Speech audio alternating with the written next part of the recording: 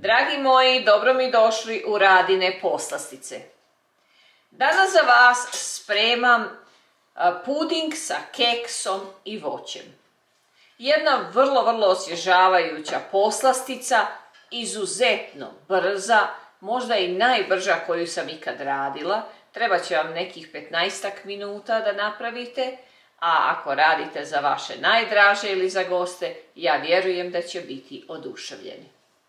Pogledajte u nastavku ovoga videa kako radim jednu od najbržih poslastica. U kratkim crtama trebam skuhati puding, umiješati kekse i voće, izliti u tepsiju i to je to. Pa da krenemo. Ja ovdje imam 750 ml mlijeka. Ostavit ću malo mlijeka da umiješam puding. Dodat ću samo 2 kašike šećera. A ovdje ću umiješati puding od vanilije.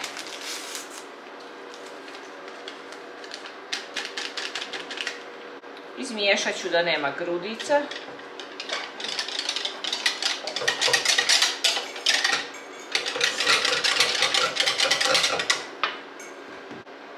Pored pudinga treba će mi 250 g petit keksa. Možete staviti i plazmu, naravno, ili bilo koji drugi keks. Također treba mi 3 kašike kisele pavlake, 150 g putra i voća. Ovo je po izboru, ja ću staviti banane, borovnice i malo malina, šta god bi se našlo u kući. Evo, mlijeko je počelo da vri i sad ću ukuhati ovaj puding od vanilije.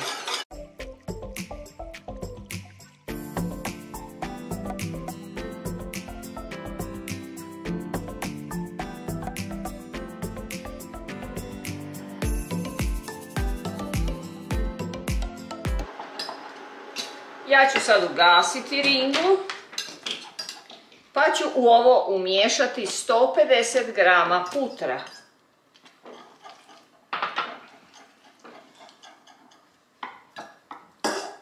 Kao i 3 kašike kisele pavlake ili kiselog vrhnja.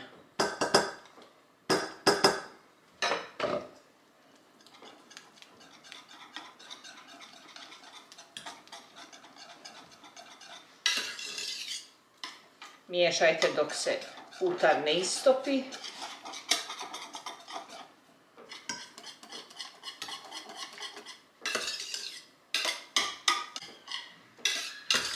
Evo, ovako kad je sad postalo glatko.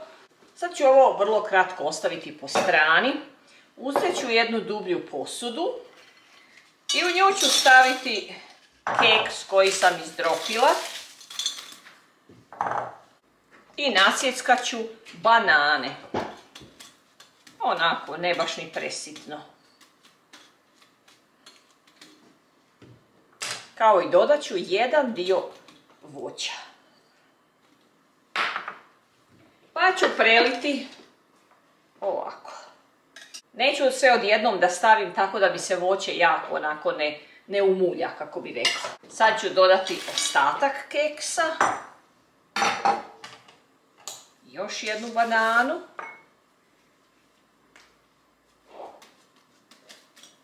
Veliki je izbor kako sve možete raditi i šta možete staviti.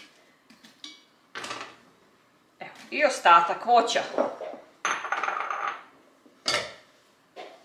I prelijte ostatkom pudinga.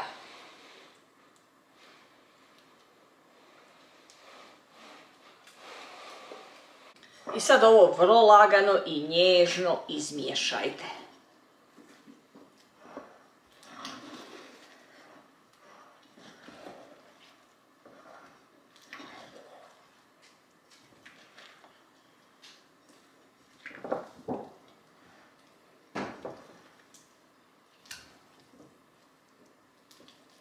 Mnogo je fino kad stavite ovako raznoga voća. Ako nemate pri ruci, dodajte samo banane. Ako pravite ovu količinu, dodajte onda još jednu bananu. Ja ću sad ovo sve izliti u pripremljenu tepsiju koju ću dobro namazati sa putrom.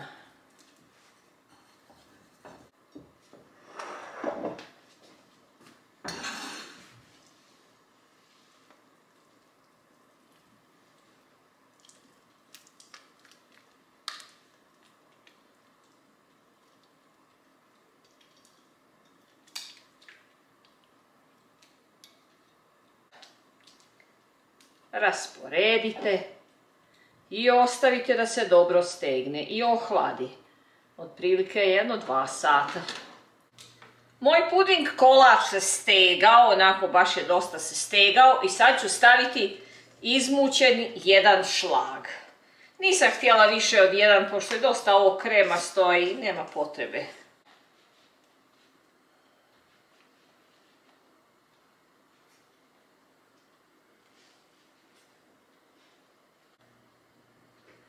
Ako radite baš za iznenadne goste i baš vam brzo treba, ja mogu vam preporučiti da stavite ovaj puding u zamrzivač. Još brže će vam se stegnuti i imat ćete stvarno brzu poslasticu. Odozgo imate izbora, možete čak staviti i mljevene orahe, ali ja ću narendati čokolade.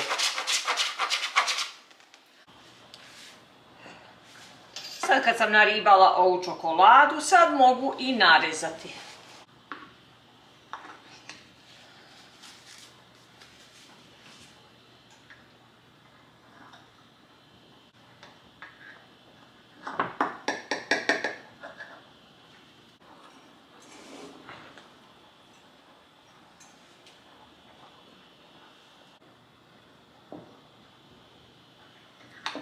Ovo je, dragi moj brzi kolač sa keksima, bananama i voćem.